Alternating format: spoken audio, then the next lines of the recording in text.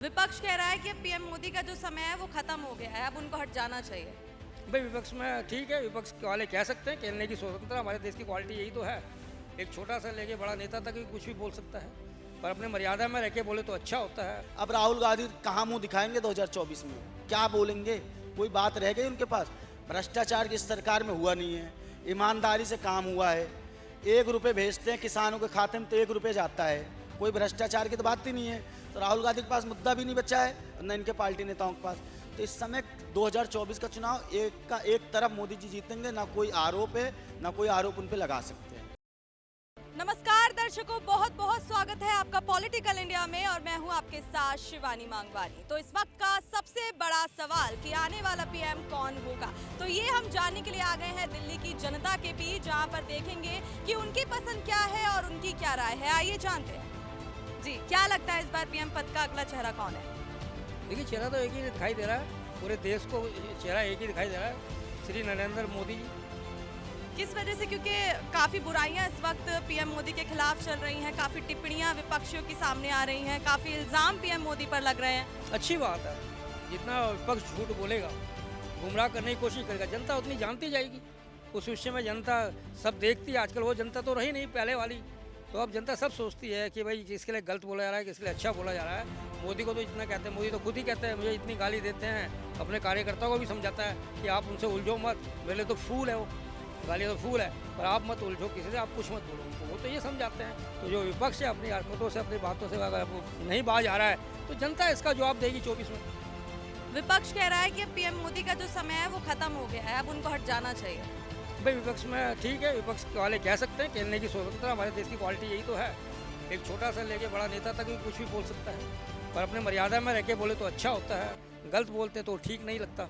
मैं ये कहना चाहता हूँ कि वो निकल जाता तो मैं किसने निकाला था? ये लोग विपक्ष भी तो पहले उसमें थे, सत्ता में थे, तो इन्हें किसने निकाला? जनता ने निकाला ना। तो जनता ही आगे इस चीज़ का जवाब देगा। उनके कहने से क्या होता है कि अब निकल जाना चाहिए या रहना चाहिए, ये उसके बारे में कुछ नहीं है। ये जो गुमराह कर रहे हैं अपने, जो इनके इलाके आते हैं, जो छोटे मोटे जहाँ गरीब अनपढ़ लोग ज़्यादा होते हैं, किसान उसान, उनको ये बहलाने की कुछ कोशिश करते हैं अपने प्रभाव से और अपने उससे ताकत की उससे। तो मैं कहना चाहता हूँ अब वो चीज़ भी ख़त्म हो गई है, इसलिए ये जो कहना चाहे स्वतंत्र रूप से बोल सकते हैं।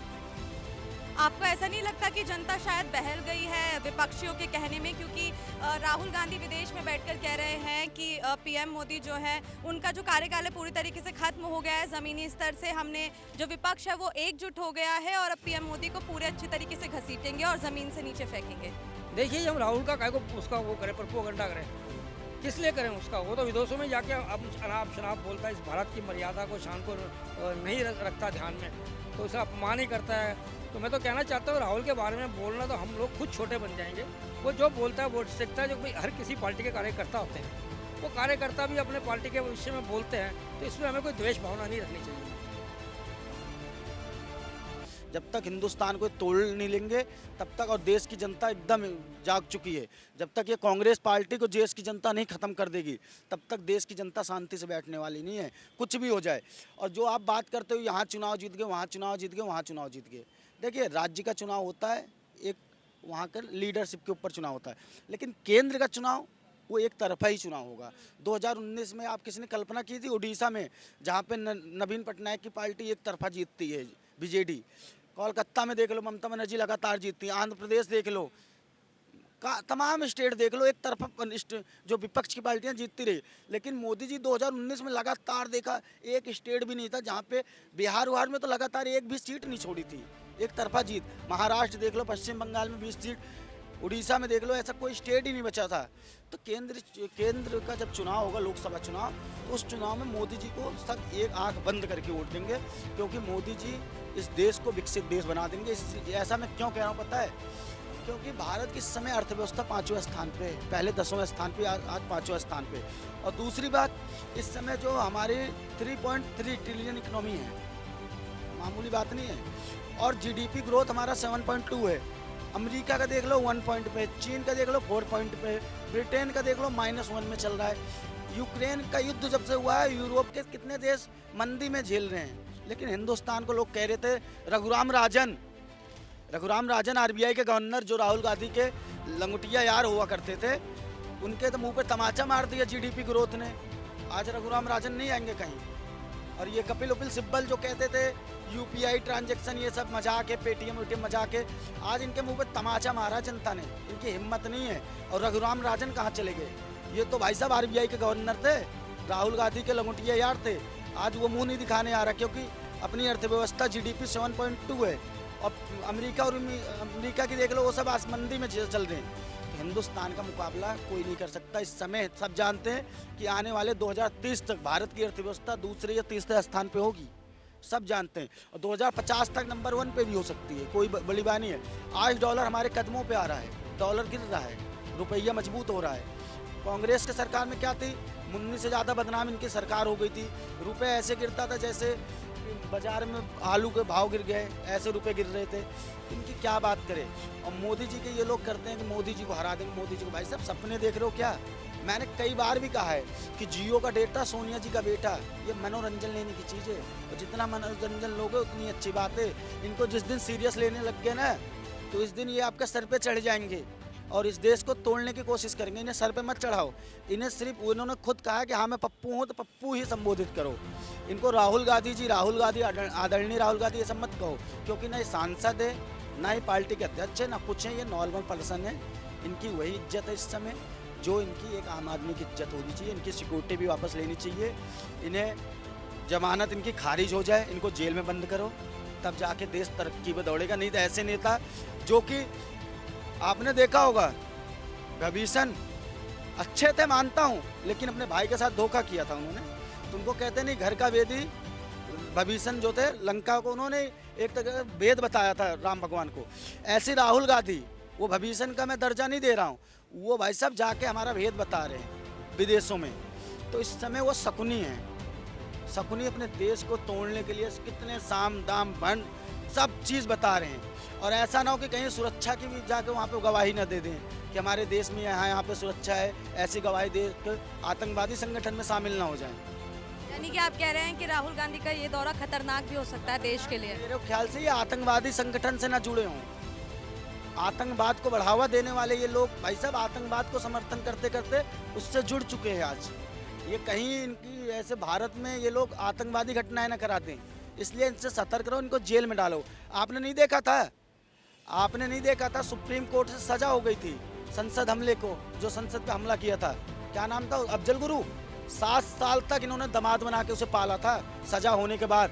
और कहते थे भाई साहब बुरहान वानी को भटका हुआ नौजवान है, हाफिज को साहब बोलते थे, ठीक है, ओसामा बिन को ये जी करके संबोधित करते थे। ये लोग तो आतंकवादियों का तो गुणगान शुरुआत से करते आए हैं। इनके रंग रंग में आतंकवाद की जड़ है। ये लोग आतंकवाद से जुड़े हुए हैं और ये लोग जहाँ जहाँ इनकी सरकार बनेगी वहाँ ये लोग आतंकवादी घटनाएं कराएंगे और देश को तोड़ने का काम करेंगे। देखिए, आप पूरी तरीके से ये मान चुके हैं कि पीएम मोदी ही इस बार दोबारा लौट कर आएंगे, लेकिन जो विपक्ष का जो कहना है, कह रहे हैं कि पीएम मोदी जो है गंभीर मुद्दों पर बात नहीं करते, बीजेपी ऐसे मुद्दों पर अपना मुंह फेर लेती है। मैं बात कर रही हूँ पहलवानों के मुद्दे पर, तो इसको लेकर क्या कहेंगे? पहलवानों के मुद्दे पे आप बात कर रही हो। देखिए, राहुल गांधी जी चले गए, नहीं गए, उनके बहन चली गई, उनके जीजा चले गए, उनके तमाम पार्टी के नेता चले गए, आम आदमी पार्टी के मुखिया चले गए, तमाम नेताएं। जब इतने लोग भाई साहब जाके सपोर्ट कर रहे हैं तो मोदी जी को क्या बोलने की ज़रूरत है? मोदी जी ने कहा भाई कार्रवाई हो रही है, उस पर जो फैसला आएगा, कोर्ट के संज्ञान में था मामला। लेकिन पहलवान लगातार कह रहे हैं हमारी केंद्र सरकार नहीं सुन रही है। पहलवान आज कहाँ हैं जंतर मंतर पे? नहीं है। वो खुद समझ गए कि उनके साथ भाई साहब राजनीति हो रही है। आज वो अपनी जॉब पे जाके जॉब कर रहे हैं। 1 लाख की नौकरी उन्हें भी पसंद है, कोई नौकरी नहीं छोड़ना चाहता। आज वो अपने रास्ते पे चले गए हैं। उनका बहुत दुरुपयोग किया गया, उनके साथ बहुत लोगों ने राजनीति की। सामने आया कि एक जो नाबालिग लड़की थी उसने भी अपने बयान वापस ले लिए। लेंगे, ये दिन पे दिन खुलेंगे परत कि बहुत बड़ी साजिश थी, बहुत बड़ी साजिश। कहाँ से कहाँ तार जुड़े थे, कितनी फंडिंग मिली राकेश टिकैत को, राहुल गांधी ने कितने पैसे खर्च किए इस आंदोलन के, लेकिन ये आंदोलन फेल हो गया। जैसे राहुल गांधी का चौकीदार चोर फेल हो गया, तमाम उनकी जितने प्रोपेगेंडा थे फेल हो गए, ऐसे ये भी फेल हो गया। अब राहुल गांधी कहाँ मुंह दिखाएंगे 2024 में? क्या बोलेंगे? कोई बात रह गई उनके पास? भ्रष्टाचार की सरकार में हुआ नहीं है, ईमानदारी से काम हुआ है। 1 रुपये भेजते हैं किसानों के खाते में तो 1 रुपये जाता है। कोई भ्रष्टाचार की तो बात ही नहीं है। तो राहुल गांधी के पास मुद्दा भी नहीं बचा है और न इनके पार्टी नेताओं के पास। तो इस समय 2024 का चुनाव एक तरफ मोदी जी जीतेंगे, ना कोई आरोप है, ना कोई आरोप उन पे लगा सकते हैं जी। तो ये जो पहलवानों का जो ये मुद्दा है, आप इसको एक साजिश के तौर पर देख रहे हैं? मैं नहीं देखता, पहलवान खुद कह दिए कि भाई साहब मेरे साथ साजिश हुई है, वो चले गए अपने काम पे। बहुत दिमागदार है पहलवान, पहलवान समझ चुके हैं। बजरंग पुनिया भाई साहब बहुत माइंडेड आदमी है, विनेश फोगाट जैसा कोई दिमागदार नहीं है, साक्षी मलिक जैसा। इन लोग पता चल गया इनको क्या इनके साथ हुआ। अगर इन लोगों को भाई साहब हर एक का हक था, मैं भी सपोर्ट में था पहलवानों को, लेकिन एक दिन मैं जंतर मंतर पे गया तो वहाँ किसानों ने मोदी को कहा मोदी तेरी कब्र खुदेगी। जंतर मंतर पे अगर तुम्हारा भाई दिक्कत है ब्रजभूषण के ऊपर आरोप लगाओ, उसके ऊपर बयानबाजी करो, मोदी तेरी कब्र खुदेगी। योगी को गाली दे रहे हैं माँ बहन। कह रहे हैं ब्रजभूषण को इसलिए गिरफ्तार नहीं किया गया क्योंकि वो बीजेपी से था। अच्छा, बीजेपी से था, गिरफ्तार नहीं किया गया। सुप्रीम कोर्ट के संज्ञान में मामला है, सुप्रीम कोर्ट से बड़ी है बीजेपी क्या? सुप्रीम कोर्ट के संज्ञान में और गिरफ्तार की बात करते हैं भाई साहब, आरोप तो लगना चाहिए, सबूत तो होना चाहिए। मैं आपके ऊपर आरोप लगा दूं, सबूत नहीं है मेरे पास, मैं तो ऐसे किसी को राहुल गांधी कह दूं राहुल गांधी आतंकवादी है, कर लो गिरफ्तार, करोगी? नहीं करोगी ना। आरोप भाई साहब लगाने बड़ी बात नहीं है, सबूत चाहिए। सबूत नहीं है मेरे पास, मेरे पास सबूत होगा उस दिन वो जेल में चले जाएंगे। सबूत था, मोदी समाज को गाली दिया, आज जमानत पर चल रहे हैं। सबूत होगा ना तो वो जेल में चला जाएगा ऑटोमेटिक। सबूत नहीं रहेगा तो हवाई मामले हवाई नहीं रहेगा। पहलवानों के मुद्दों को लेकर एक जो जम्मू कश्मीर के जो पूर्व राज्यपाल हैं उन्होंने कहा है जैसे कि पहलवानों को आंदोलन के समय घसीटा गया, ऐसे ही पीएम मोदी को उनकी कुर्सी से नीचे घसीटेंगे। देखिए वो जम्मू कश्मीर के पूर्व राज्यपाल है, उनका बहुत सम्मान है, उनका ये हाल है खिसियानी बिल्ली खंभा नोचे। इस समय एकदम गुस्से से लाल हैं वो। क्यों? क्योंकि उन्होंने एक डिमांड की थी। क्या डिमांड की थी पता है? कि मुझे मुख्यमंत्री बनाओ राजस्थान का। अमित शाह जी ने कहा नहीं भैया, मुख्यमंत्री आपको राजस्थान का नहीं बना सकते, ना कैंडिडेट बना सकते। उनकी पार्टी से क्या दिक्कत हुई क्या नहीं हुई, तो उनकी पार्टी से भाई साहब बीजेपी को गाली देते देते वो इस समय पहलवानों के समर्थन में आ गए, तो उनका सम्मान है।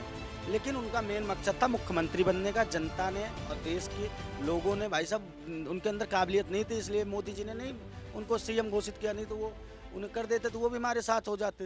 भाई साहब उनको लालच थी अपने परिवार को बढ़ाना था, इसलिए मोदी जी ने उन्हें दरकिनार कर दिया अमित शाह जी ने। तो आज वो जाके विरोधियों के साथ जाके गुल खिला रहे हैं, उन्हें भी पता क्या है विरोधी क्या नहीं, सब पता है। आप पूरी श्योरिटी के साथ कह रहे हैं इस बार भी मोदी सरकार? बिल्कुल एकदम खुला चैलेंज के साथ बोल रहा हूँ, यहीं पे खड़ा हूँ। 2024 में जब रिजल्ट आ जाए उस दिन का मैं इंतजार कर रहा हूँ बेसब्री से। एक एक दिन कट नहीं रहे मेरे कि कैसे वो आ जाए दिन, और सब सवाल उठा रहे हो ख़त्म हो जाए। तो जिस दिन चुनाव का रिजल्ट आएगा उस दिन आप देखना क्या तस्वीर होगी, क्या क्या फैसला होगा, आप खुद देखना। तो भैया आपने इन लोगों को अच्छे से सुन लिया, इन्होंने तो बोल दिया है कि अब की बार भी मोदी सरकार, जी हाँ, इन्होंने पूरा दावा कर दिया है अपनी ओर से कि 2024 में भी मोदी सरकार ही आएगी। लेकिन आप क्या सोचते हैं और इस पर आपकी क्या राय है और कितना सहमति आप इन लोगों से जताते हैं, हमें कमेंट बॉक्स में अपनी राय जरूर दें। नमस्कार।